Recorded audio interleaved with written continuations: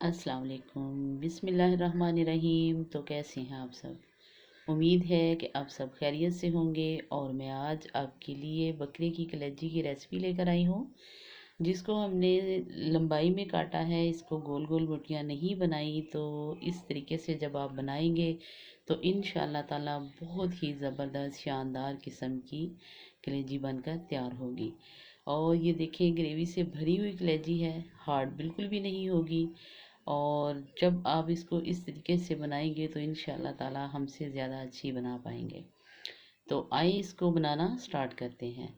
सबसे पहले हमने ये छोटी कलेजी जो है वो ली थी, उसको हमने स्लाइस में काट लिया है। और स्लाइसिस में काटने से इसका बहुत अच्छा जो है लुक आती है।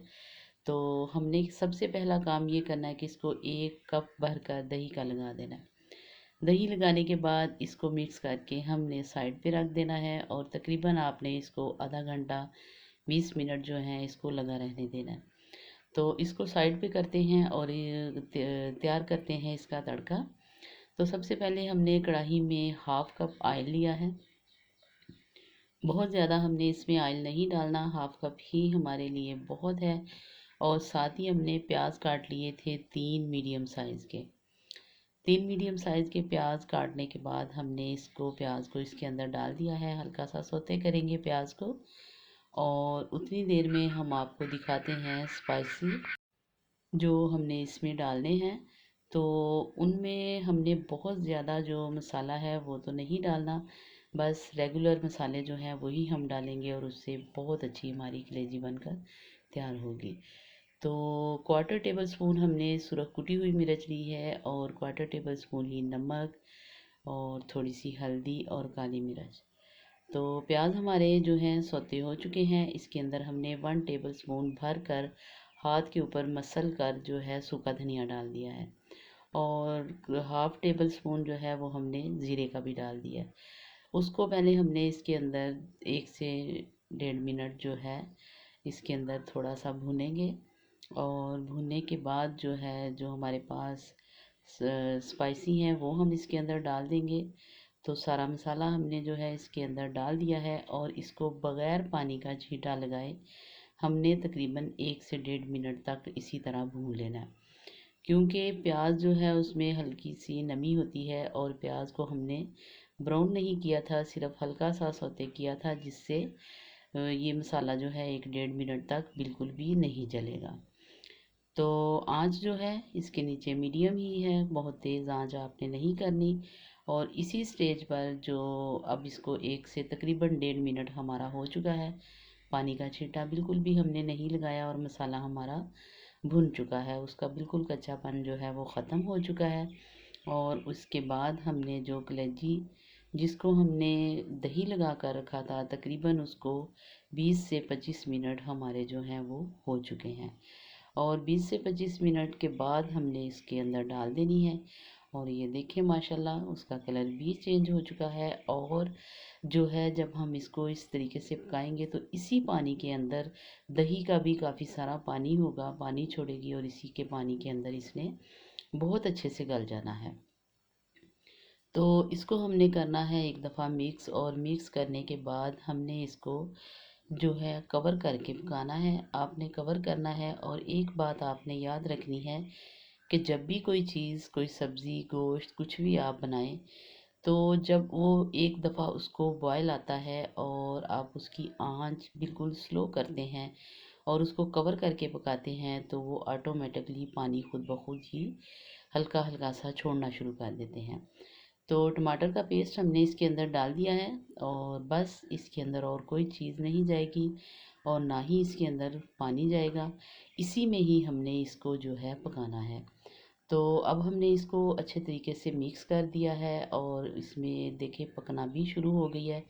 इसको कवर कर देंगे और कवर करने के बाद हमने इसको तकरीबन जो है 10 मिनट तक इसको बिल्कुल भी नहीं खोलना और हल्का हल्के दम वाली आंच पे रख देना है। और ये देखिए माशाल्लाह 10 मिनट के बाद हमने इसको खोला है और देखें ज़बरदस्त किस्म का जो है ये बनकर तैयार हो चुकी है। अभी हम आपको चेक भी करवाते हैं कि हमारी कलेजी जो है वो अच्छे तरीके से गल चुकी है या नहीं। तो जब आपने इसको इस तरीके से बनाना है तो आपको बिल्कुल प्रेशर लगाने की ज़रूरत नहीं, और बिल्कुल हार्ड जो है हमारी कलेजी नहीं होगी।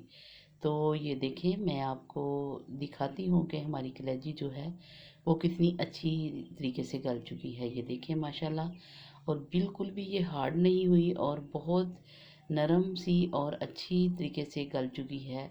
और आराम से ये देखें, चम्मच की मदद से हमने इसको तोड़ लिया है। और अब हमने इसको हल्का सा करेंगे दम, ताकि इसका जो घी है वो बाहर आ जाए। और साथ ही हम इसके अंदर डालेंगे सूखी मेथी।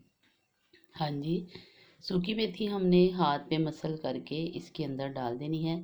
उसकी बहुत प्यारी खुशबू आएगी और टेस्ट में भी बहुत अच्छी लगेगी। तो साथ ही हमने 3 से 4 अदद सब्ज़ मिर्ची जो हैं मोटी मोटी काट ली थी, और वो भी इसके अंदर डालेंगे। और अब हम इसको एक दफ़ा करेंगे मिक्स। और मिक्स करने के बाद जो है हमने इसको हल्का सा दम देना है। और दम देने के बाद जो है फिर हम आपको दिखाते हैं कि हमारी कलेजी जो है वो कैसी बनी है। और यकीन जाने कि ऐसी ज़बरदस्त खुशबू आ रही है सूखे धनिए की भी। तो अब मेथी डाली है तो उससे और भी अच्छी खुशबू हो गई है। और जो है अब हम इसको करते हैं थोड़ी देर के लिए कवर। और कवर करने के बाद फिर हम आपको जब खोलेंगे तो खोल के दिखाते हैं इसकी जो फाइनल लुक होगी। तो ये देखें माशाल्लाह, घी उसने अंदर तक छोड़ दिया है। और तकरीबन हमने इसको 3 मिनट तक जो है कवर किया था, और कवर करने के बाद हमने खोल लिया। और बाकी जो लुक है उसकी वो आपके सामने है, और टेस्ट में बहुत ही आला है। आप इसको रोटी के साथ, नान के साथ, या सुबह नाश्ते में पराठे के साथ जो है जब सर्व करेंगे तो आपको बहुत ही मज़ा आएगा, और खाने वाले भी उंगलियां चाटते रह जाएंगे।